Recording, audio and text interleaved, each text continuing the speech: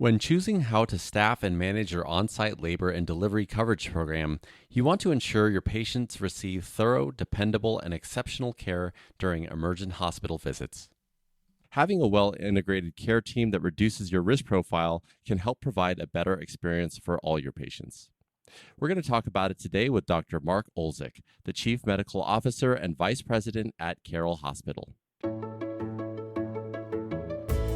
This is the Obstetrics Podcast from OB Hospitalist Group. My name is Prakash Chandran. So first of all, Dr. Olczyk, it's great to have you here today. I'd love to start by asking you just to give an overview of your role at Carroll. Sure. Thanks for having me. As you mentioned, I'm the Chief Medical Officer. What that means is I oversee all the contracts and the quality of our 350 providers, physicians, and advanced practice providers at the hospital. It encompasses 8 budget lines and all the service contracts. So altogether, I have about 200 employees working under my org chart and a combined budget of about $37 million. And I say that so you know I'm not just a physician, but I'm also aware of the revenue cycle, strategic planning, return on investment, operating margin, that sort of thing. And just diving a little bit deeper, can you give us an overview of what your hospital's labor and delivery department looks like? Sure. So we're the sole hospital in Carroll County, and we see more or less 1,000 deliveries a year. There's 2 practices in the immediate vicinity. We're largely a suburban, exurban community about an hour north of Baltimore. And fortunately, most of our patients, probably over 95%, have insurance and prenatal care. The trends we've been monitoring over the last few years are probably common to most places in that moms are getting, on average, a little bit older and their BMIs are getting a little bit higher. But it's basically your standard community hospital. And what are Carroll's labor and delivery or women's service line objectives? Can you talk a little bit about those? Definitely. We have a strategic plan to really keep most of the births that we can accommodate from the county in our hospital because we realize that moms direct most of the care for their family. They pretty much determine where everyone goes for their doctor visits or for their specialist visits. And if we can win them over at the time of delivery, then we can pretty much keep them, in our hospital system. So that's really important for us. And we embarked on a program of couplet care where the mom and the newborn baby stay in the same room, no matter what the conditions are surrounding the birth and the aftercare.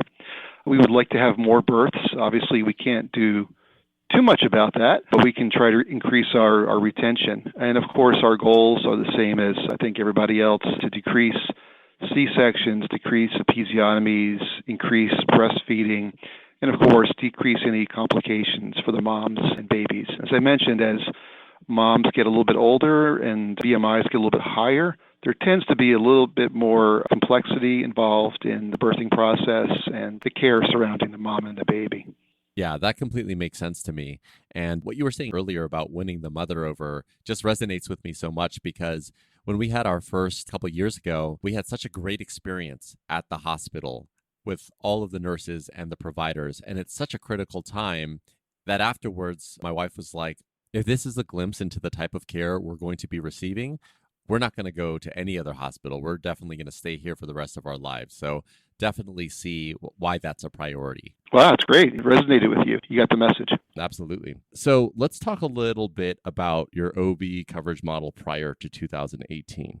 If I had to pick one word, it would be Byzantine. So we have a hospital and we also have a associated multi-specialty care group. And so in that vehicle, we employed some OB-GYNs and some midwives. And they rotated call covering themselves, their own group, and triaging for the immunity practices and any unaffiliated, unassigned patients. Because of that, at one point we had 3, if not 4, parallel call schedules. So a physician could be on for themselves, for their group, for the outside group, for the unassigned. And sometimes it got so bizarre that I had a situation where a physician was covering for everyone else except for herself. And that just led to a lot of confusion, yeah. So obviously those are some of the things that didn't work. Is there anything that worked about the model before? Not really, no. It was very complicated. It was complex. It forced me to be the recruiter and the scheduler of last resort. And that was certainly not a job that I wanted. And so, based on all of this craziness and coordination, what were some of the potential patient safety risks involved when managing your own OB coverage? So we were, always negotiating last-minute deals. Sometimes somebody would call out for a very good reason, medical reason they couldn't cover. So often I was put in a position where I needed to persuade someone, rarely needed to coerce one of our employees to take ED call that night. And that's just a miserable situation to be in as a boss or, as an employee. So the safety risk, the ultimate risk is that the hospital is completely uncovered and there's no obstetrician in-house to respond to any emergencies that might come in through the ED or through labor and delivery. And then when you have to use your own physicians or midwives to cover call, instead of them being in the office seeing patients, they're standing by in the hospital. And that can lead to burnout. It can lead to poor patient satisfaction, which is an increasingly important metric for all of us, especially when the docs have to cancel clinic because they were up all night or they're attending a delivery. Docs can get tired. They did the very best they can, but as I mentioned, the complexity is increasing, the demands are increasing, and these simply can't be in two places at the same time. You just can't cover your clinic and be on call. At the top of the episode, you talked a little bit about how you had that purview into the revenue. So maybe then talk about how managing your own OB coverage program affects a hospital's bottom line. So we did a couple of different pro formas and looked at different models. And if we did it entirely ourselves compared to just contracting out to a company such as OBHG, we could save a little bit of money. At least our CFO looked at the bottom line and said, gee, if we just do it ourselves, we employ everybody, we can maybe do it a little bit more efficiently. Saving maybe 15%, which doesn't sound like a lot, but in the end, it could be $100,000 or more. But that doesn't look at the risk and doesn't look at the potential of how much more it would cost if we just had a few more call-outs. As I mentioned, the docs were getting tired, they're getting burned out. If one of them happened to quit, and you had to factor in the cost of emergency locums or PRN coverage or the really unacceptable risk of there not being a physician here and something untoward happening, and then having to recruit and retain a physician that you had to replace, then the costs just escalate ever upward. So if we had one more doc quit, we would have been very desperate. We had to use locums. So assuming a very stable proposition where you can have your own cadre of employed physicians versus a contract group, maybe it seems a little bit cheaper, but that doesn't account for all of the realities, all of the risks, all of the sweat and tears on the part of the administrative staff and the leadership trying to ensure that the call schedule is filled up and the patients are taken care of. Yeah, and you're obviously touching on this, but walk me through in a little bit more detail leadership's thought process in switching to a comprehensive in-house coverage model. So we were in the business of outpatient OBGYN, and we made a strategic decision to get out of that model because our community practices were able to accommodate the patients. And honestly, to probably do a little bit better than we were doing it. So then we were only in the business of providing laborists, providing a 24/7 in-hospital coverage. But again, we had to do our own employing of those physicians and midwives. Then the outside community practices said, you know what, there's a national group out there, you should probably look into them and do an assessment. That's when we did the pro formas.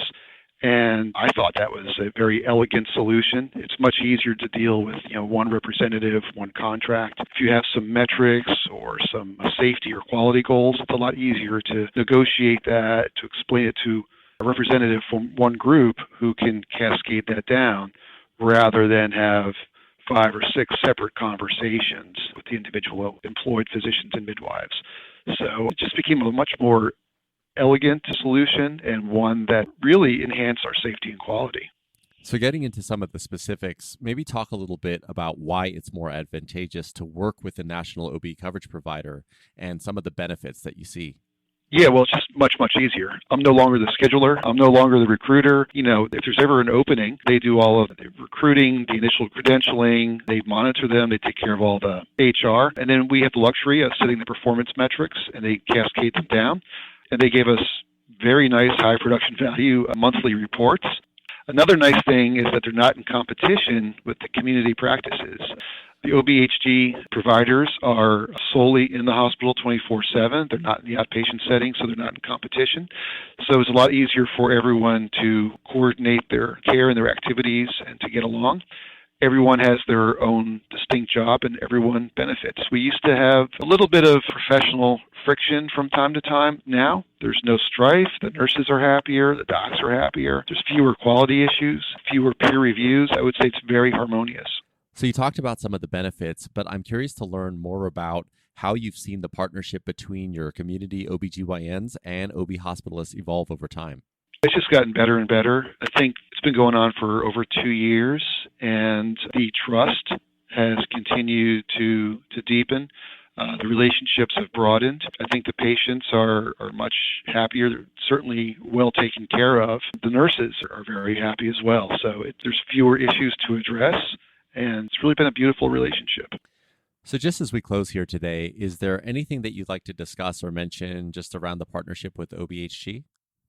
They have a deep bench, they have a reputation, they have accountability, and they can draw on best practices from elsewhere. So it's really been a wonderful relationship, and I've enjoyed getting to know all of the physicians as well as their leadership over the last 2 years. All right, Dr. Olzik. Well, this has been hugely informative. Thank you so much for your time. That's Dr. Mark Olzik, the Chief Medical Officer and Vice President at Carroll Hospital.